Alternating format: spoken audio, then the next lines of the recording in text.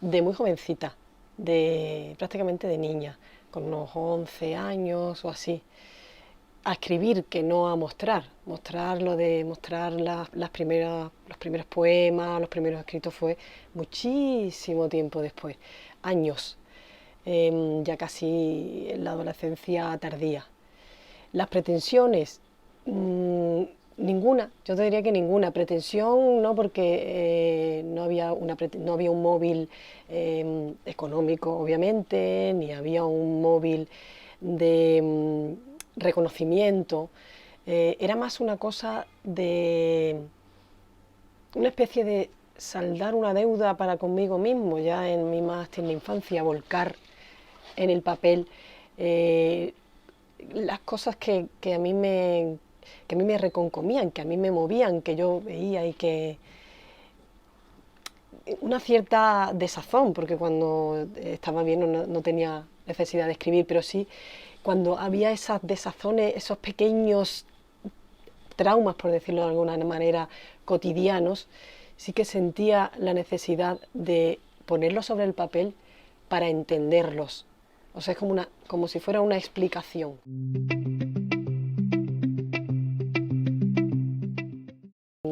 No soy una persona de manías más de la cuenta. Conozco otros colegas escritores que les digo que prácticamente tienen TOC, porque tienen una serie de requisitos antes de ponerse a escribir, de una determinada tipo de bolígrafo o de una determinada hora en concreto. Yo más que hábitos, eh, te diría que, bueno, costumbre, si se puede decir un hábito, es que casi siempre escribo con música. Eh, de hecho, todo lo que escribo tiene una parte que es fundamental, que está muy, muy influenciada por lo que yo estoy escribiendo, por lo que yo estoy oyendo mientras escribo. Y sobre todo que me gusta escribir por la mañana, sí, o por la mañana muy temprano o por la noche muy tarde. Son los dos momentos en los que yo me encuentro más relajada, más tranquila y en el que más me fluyen las ideas. Luego sí que tengo una pequeña manía, que es llevar en los momentos importantes literarios, de entrevistas, de presentaciones y demás, siempre suelo llevar algo rojo. Si eso se puede considerar un hábito o una manía, eso sí que es verdad. Para lo demás no, sobre todo para un género que es como la poesía, que no se presta a hábitos, va como más por libre. El ensayo sí que requiere de una cosa más disciplinar, más de documentación, entonces sí tienes que ponerte unas horas en concreto, un trabajo a tal hora, o me voy a poner este propósito. Con la poesía eso todo es muy arbitrario.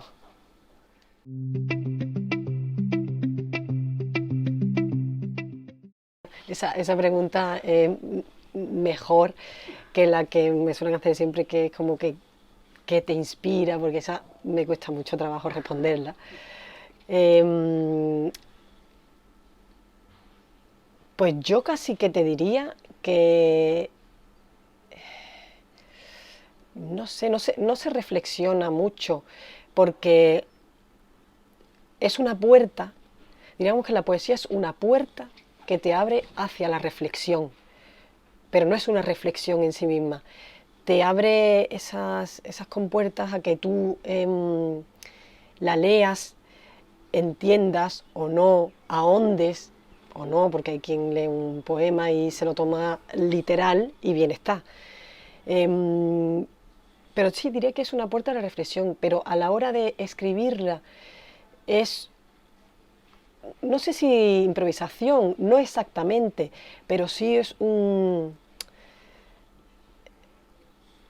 fluir, un fluir de ideas, de conceptos, de abstracciones, que luego tú al leerla es cuando las entiendes. La entiendo yo y la entiendes tú, que para ti seguramente o no será otra cosa distinta que lo que yo he escrito, lo que significa para mí.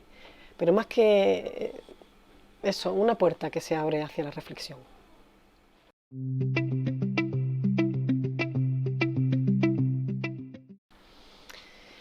Pues mi primer libro que llevaba muchísimo tiempo escrito ya, muchísimo, muchísimo, podía tener, yo creo que el poema de más antiguo 10 años incluso, que empecé a recopilar, que fue el poemario Más dura será la caída.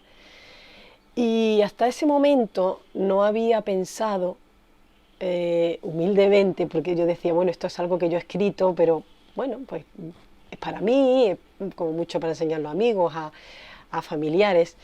Y no sé por qué un día se me ocurrió decidir probar suerte y mandarlo a, bueno, una serie de editoriales.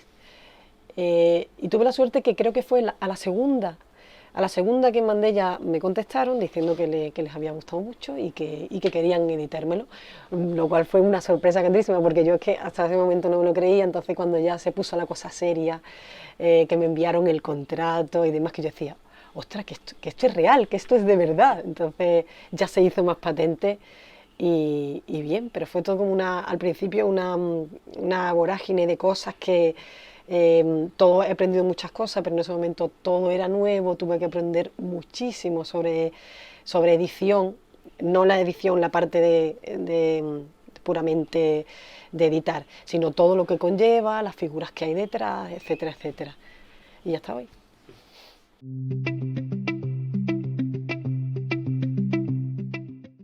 Esa pregunta es curiosa, si se pueden tratar todos los temas, incluso los espinosos, a través de la poesía. Yo te diría que como no es algo literal, sí que en otros tiempos más abyectos, casi que se podría uno librar hasta de la censura, porque la poesía es lo que tiene esos circunloquios que estás diciendo una cosa y a buen entendedor, pues hay que leer entre líneas. Sí se puede hablar sobre esos temas, incluso la política, siempre y cuando, a mi entender, no esté al servicio de. Tú puedes tratar un tema subjetivamente, de una manera extracorpórea, un desdoblamiento, siempre que no esté, que no se preste a esa servidumbre. En el momento que tú escribes poesía bajo una determinada ideología, bajo un determinado prisma, se convierte en otra cosa, ya no tiene tanto crédito para mí, no crédito, pero pierde la pureza primera, pierde la intención. La poesía debe mantenerse como algo inmaculado, algo sin mácula, que puede tratar esos temas, pero sin verse ensuciado más de la cuenta por ello, ni estar al servicio de ninguna ideología política, ni religión, ni nada de esto, ni fútbol, que son los tres grandes motivos de discusión ahora mismo.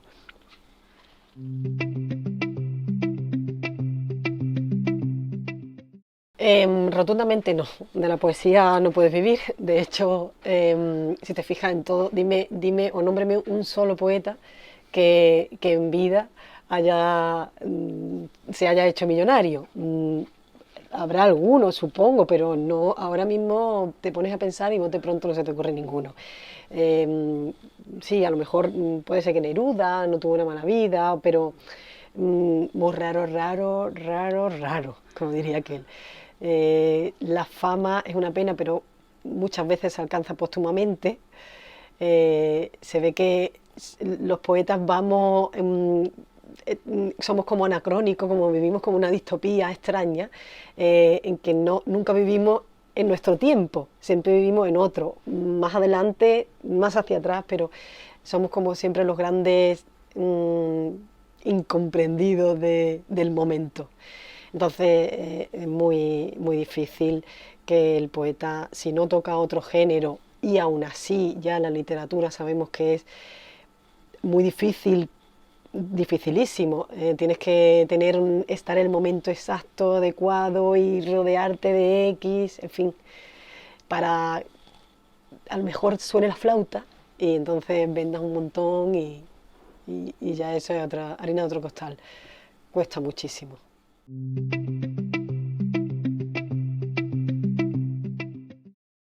yo siempre digo que primero, primero de todo o primero de nada, yo soy poeta. Pero sí que es cierto que he tocado otros géneros, como es en el ensayo. Tengo un título publicado, El enjambre, que es una especie de filosofía 2.0, la denomino yo, y ahora está a las puertas, a punto de salir, se podría decir que una segunda parte del enjambre, que se titula Muchedumbre, y va en la misma línea, en una especie de píldoras sobre algún aspecto de la sociedad, relaciones humanas, sobre todo el humano. Yo soy una humilde humanista y todo lo referente a la condición humana me fascina. Entonces, sobre todo está enfocado a esos aspectos que yo trato de entender, de dilucidar sobre el humano, por qué se comporta así y no de otra manera, qué es lo que hace, qué es lo que le mueve, todos esos aspectos, pero en forma divertida, irónica, muy cínica. Yo siempre digo que con el siguiente me voy a tener que exiliar o algo, o me van a echar directamente, porque ahí sí que se tocan temas espinosos y como no es poesía, ahí ya me he lanzado al barro. A modo de eso, de pequeñas píldoras, de pequeños esbozos que no sobrepasan las 2 páginas. Y está pues a puntito de que la burocracia me dé su beneplácito. Las cosas de palacio van despacio normalmente y ahora pues en estos tiempos el doble.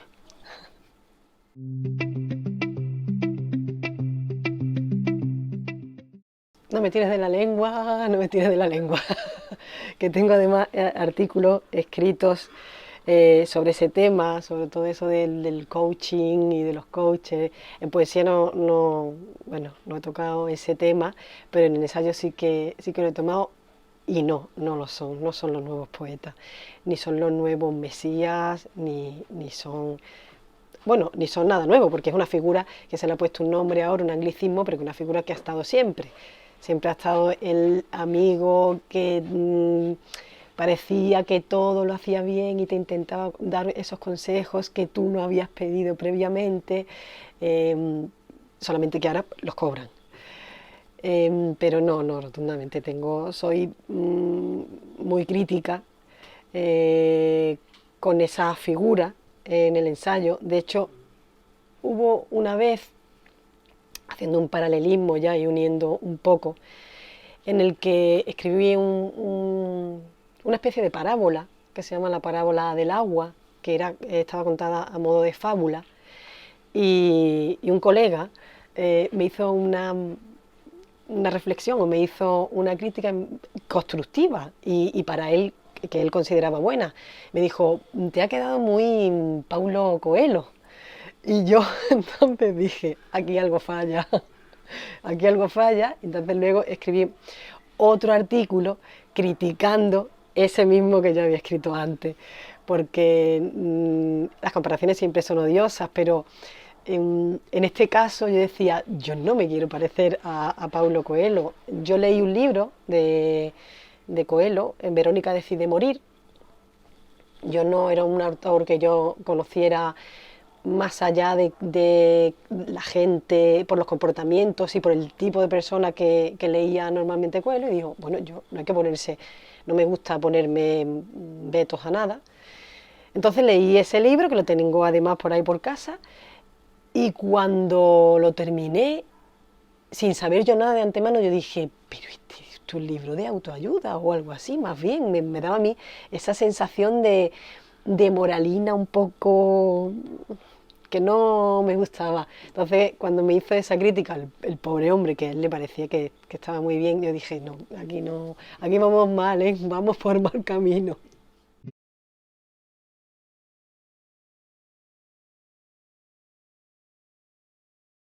Yo soy, de hecho, en el colectivo malagueño de escritores, tengo la vocalía de poesía. En honor a la verdad, sí que me costó bastante en la primera vez que yo formo parte de un grupo de gente que se dedica a lo mismo, en este caso un colectivo de escritores. Me costó porque yo tiendo a ser muy individualista. Entonces, en un afán de revertir eso, de mezclarme con otras personas para enriquecerme, pues acabé aquí, en este proyecto que tienen un colectivo malagueño.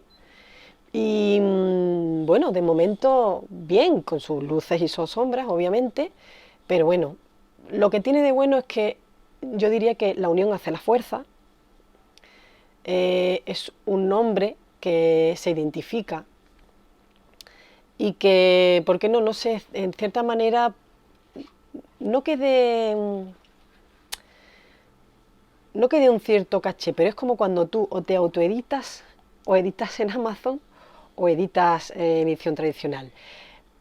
¿Qué pasa? Que en Amazon venden más siempre porque la distribución es mundial, pero a la vez tiene el contra de que es un cajón desastre que todo el mundo puede estar ahí vertiendo de todo. Y la edición tradicional, obviamente, pues vas a vender menos porque tiene distribución nacional, o bueno, en este caso la mujer de Menguante ya va a ir a cruzar los mares. Pero tiene esa especie de caché de pensar o de sentir que es que a alguien le interesa lo que tú tengas que decir. Pues con el colectivo yo diría que ocurre algo así parecido. De todas formas es una andadura que no llevamos mucho, es joven todavía, pero sí que es verdad que tenemos muchos proyectos, está muy vivo, pero por la parte que me toca, poesía hay poca, ¿eh? Es una cosa que yo siempre les recrimino, ellos lo saben bien, que siempre digo que la poesía en el colectivo o en la colectivización de la literatura es la hermana fea de la narrativa, siempre, porque eso es así, es un hecho, se lee menos, siempre se le da una prioridad a la narrativa, lo cual es una paradoja, porque es como que la figura del poeta está dotada como de un halo así misterioso y de un halo que luego no es así. Es como una figura que más interesante, pero se lee mucho más, y eso es un hecho, se lee muchísimo más narrativa que poesía. Poesía es de cuatro majaras, como digo yo, que les gusta y que disfrutan y ya está. Entonces, pero bueno, ahí estoy yo y queriendo introducir a los poetas malagueños, que los hay muchos y muy buenos.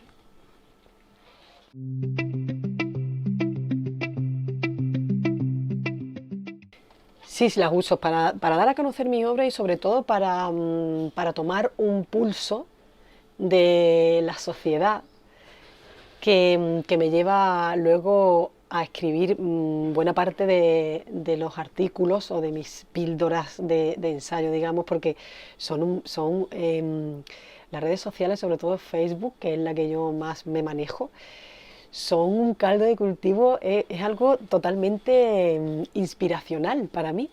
Además, yo soy muy puñetera, soy muy controvertida,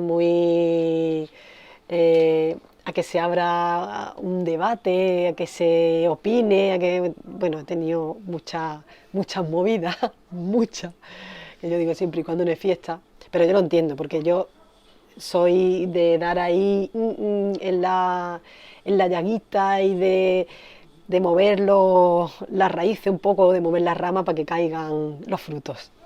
Pero sí que la uso, pero sobre todo por eso, más que otra cosa, lo de la promoción de las obras es algo que obviamente lo hago, lo pongo, pero no pretendo no ser más pesada de la cuenta. No me gusta meter con calzador mi libro, no.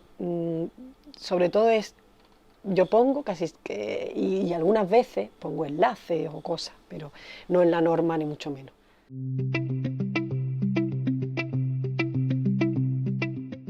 Yo recuerdo que me marcó mucho El Señor de los Anillos, que es el primer libro que yo recuerdo que me impactó, y las obras de Shakespeare también, algunas, que no es ser pedante ni nada. De hecho, cuando me las leí tendría unos 14, 15 años y recuerdo que leí La Tempestad, me parece que fue, y no me enteré de nada.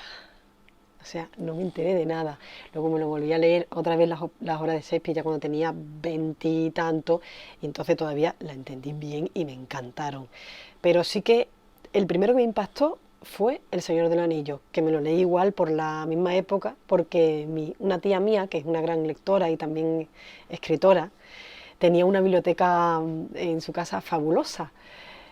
Y yo iba allí como el que entraba a una tienda de chuchería, una juguetería.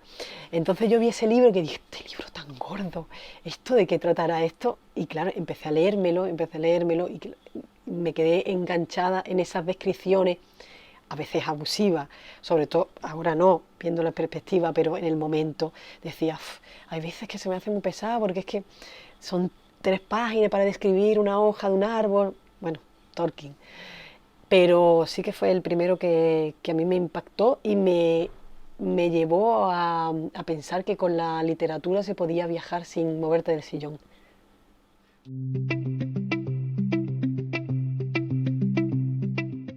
Pues actualmente estoy leyendo un libro que cogí de aquí porque yo soy una gran asidua a la biblioteca y a comprar libros, lo cual es una ruina, pero bueno.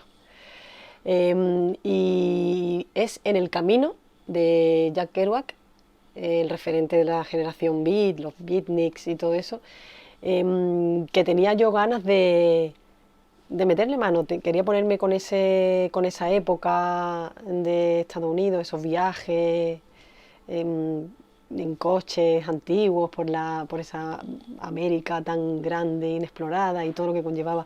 Sí, luego en el camino yo quería leer En la carretera, que creo que es el más famoso. Pero vi este En el camino y yo decía, ¿será una mala traducción? Y luego cuando le di la vuelta, no, es que están los dos, está En el camino y En la carretera. Pero bueno, pues ya que el destino me ha llevado a ese En el camino, empezaré por En el camino y luego iremos a la carretera. Y es el que estoy leyendo ahora mismo.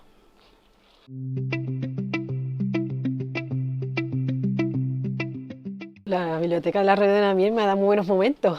De hecho, yo empecé a venir porque estaba estudiando unas oposiciones a biblioteconomía y venía aquí, venía a estudiar. Yo ya venía de antes porque siempre, yo soy de Málaga y ya allí iba mucho a la provincial de allí. Luego cuando me mudé aquí, que llevaré unos 14 años, siempre muy asidua. No es que venía más por el tema de opositar, pero yo siempre, en todo momento estoy viniendo a la biblioteca porque siempre tengo algún libro y cuando voy a devolver ese libro es un bucle.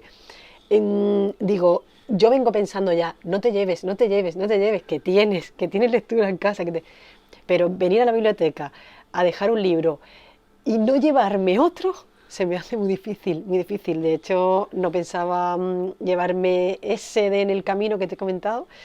Vine a devolver uno de King, pero que se me hace muy difícil, no puedo. Siempre uno finito, pues no, siempre. Entonces estoy siempre constantemente en ese bucle de traer y llevar libros.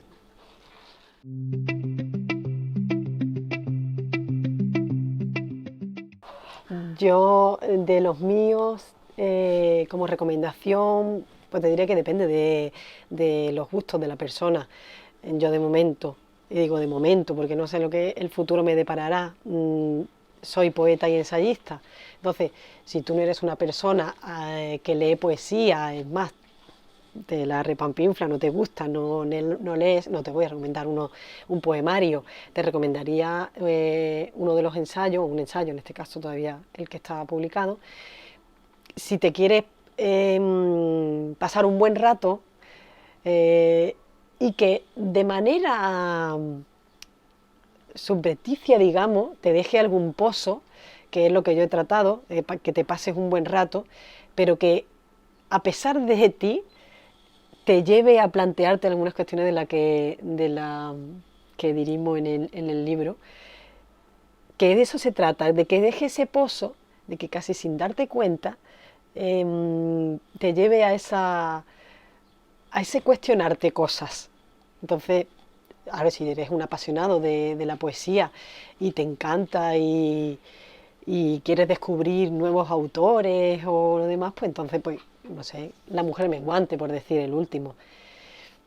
Y un libro de otro, pues a mí, yo siempre tiro de clásico, me encanta, me gusta mucho. Novedades leo, pero en comparación con clásicos, muy pocas. El último que a mí me ha impactado profundamente ha sido Crimen y Castigo de Dostoyevsky. No pensaba, además yo nunca leo prólogos. Mira, eso sí podría ser un hábito, en este caso de lectura. Nunca leo, a pesar de que mis libros tienen prólogos, nunca leo los prólogos, nunca leo las introducciones, ni explicativas, ni nada. No me gusta porque me condicionan. Entonces, como no había leído ningún prólogo, ni el del libro, ni había visto ninguna película, ni ninguna representación, no sabía nada, nada, nada. Un pequeño esbozo quizás. Entonces, cuando me lo leí, me sorprendió gratamente, porque yo pensaba encontrarme, bueno, pues, bueno, un clásico, ya sabemos, más en cierta manera alegórico, maquillado. Entonces cuando me encontré con esa crudeza a la hora de contar los hechos y con esa que a veces bukowskiana, de ese realismo ya llevado a su máximo extremo, esa crudeza, eso fue precisamente lo que me encantó, y esas diatribas filosóficas, esos principios del nihilismo contado, me fascinó. La verdad, recomiendo a todo aquel lector que se sienta preparado. No vayáis a empezar por ese, si no es el lector, porque entonces ya la hemos liado, pero un lector que ya tenga un pequeño o gran bagaje y no lo haya leído, se lo recomiendo.